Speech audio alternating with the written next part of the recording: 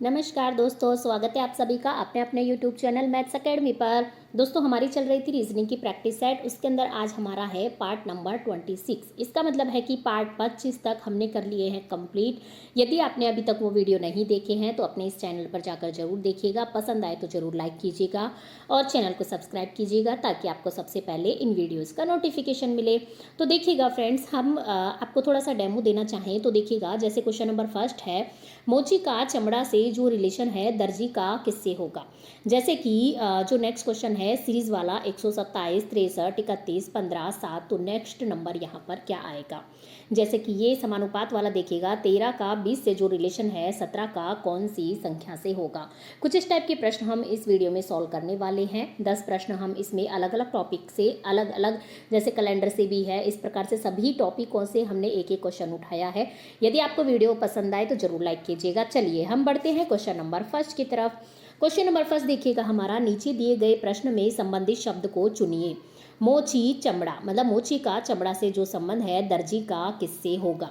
देखिएगा फ्रेंड्स, मोची का चमड़ा से जो संबंध है दर्जी का वो किससे होगा, कपड़ा से होगा। हम सभी जानते हैं दर्जी क्या सिलता है, कपड़े सिलता है। ठीक है, आगे देखिएगा नेक्स्ट क्वेश्चन हमारा, नीचे दिए गए प्रश्न में संबंधित संख्या को चुनिए। तो देखिएगा 13 से 20 जिस प्रकार से संबंध है, जो इनमें संबंध है वही 17 से कौन सी संख्या उसी प्रकार से संबंधित होगी।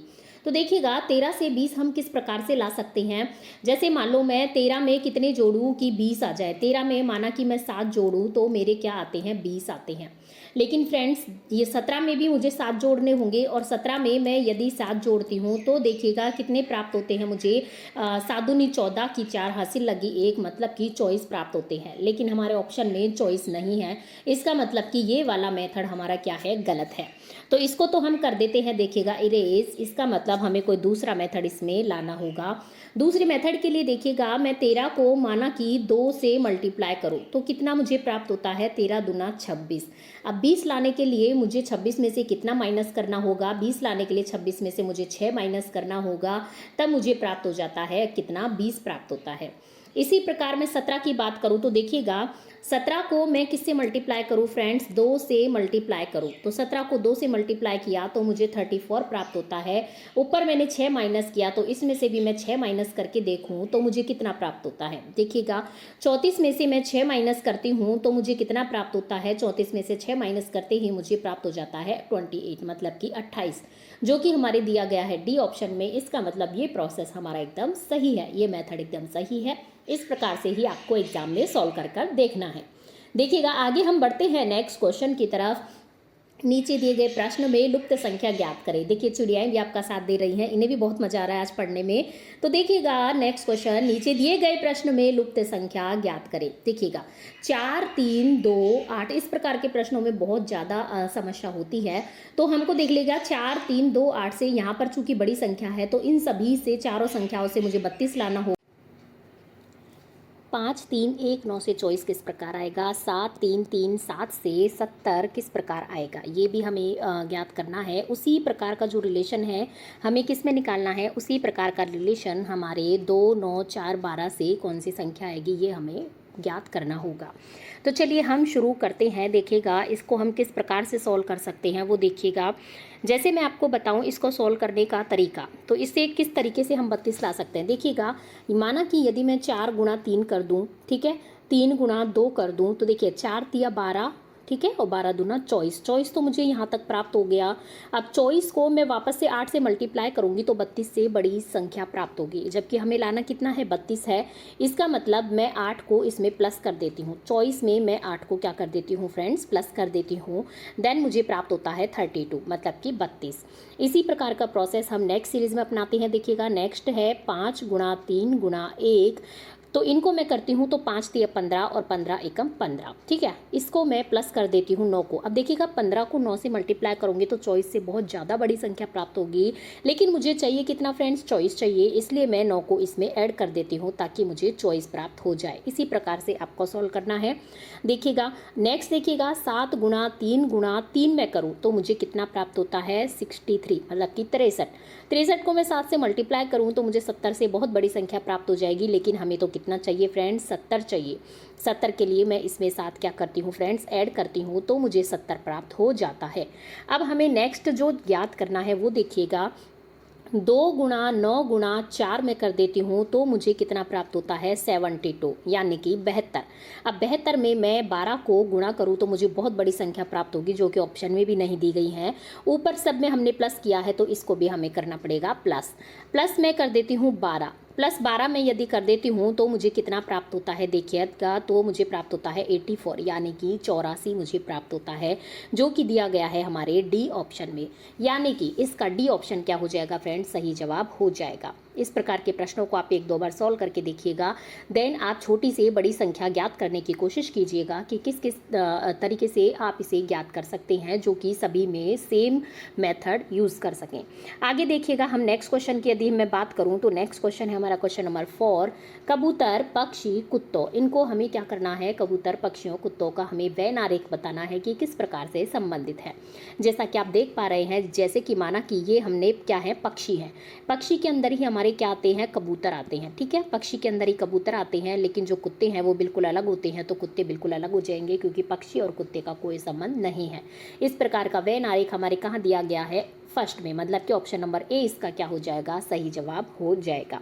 आगे देखिएगा नेक्स्ट क्वेश्चन, नीचे दिए गए प्रश्न आकृति का हमें दर्पण छवि इसमें ज्ञात करनी है। तो दर्पण छवि में हमने आपको हमेशा बताया है कि लेफ्ट तो राइट हो जाएगा और राइट क्या हो जाएगा फ्रेंड्स, लेफ्ट हो जाएगा। तो इसमें यदि मैं दर्पण छवि की बात करूँ तो देखिएगा, जैसे कि गोला है, ठीक है, ये गोला है, इसको ये बीच में प्लस का निशान है, ये तो ऐसे कैसे रहेगा, लेकिन जो ये भरा हुआ ये ऊपर वाला भाग है ये इधर की तरफ आ जाएगा, और ये जो खाली वाला भाग इधर मतलब कि राइट में है, ये इधर क्या आ जाएगा, लेफ्ट में आ जाएगा।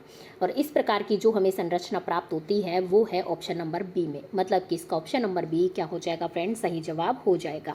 आगे देखिएगा नेक्स्ट क्वेश्चन की तरफ हम बढ़ते हैं, क्वेश्चन नंबर 6। नीचे दिए गई श्रृंखला को हमें करना है पूरा। 127 है, 63 है, 31 है, 15 है, 7 है, तो नेक्स्ट संख्या क्या आएगी। तो देखिएगा, एक दफ़ा मैं इनको नीचे लिख लेती हूँ। देखिएगा 127 हो गया, इसके बाद दिया है हमें 63, इसके बाद दिया है हमें 31, और इसके बाद हमें दिया है 15, और इसके बाद दिया है हमें 7, और हमें यहाँ पर ज्ञात करना है कि क्या आएगा। तो देखिएगा, मैं इन दोनों का मतलब सभी दो संख्याओं का क्या करती हूँ, पहले अंतर ज्ञात करती हूँ। तो देखिएगा 127 से 63 में कितना अंतर है, -64 का, ठीक है। और 63 से मैं 31 का अंतर ज्ञात करूँ तो 63 से 31 में कितना अंतर है, -32 का।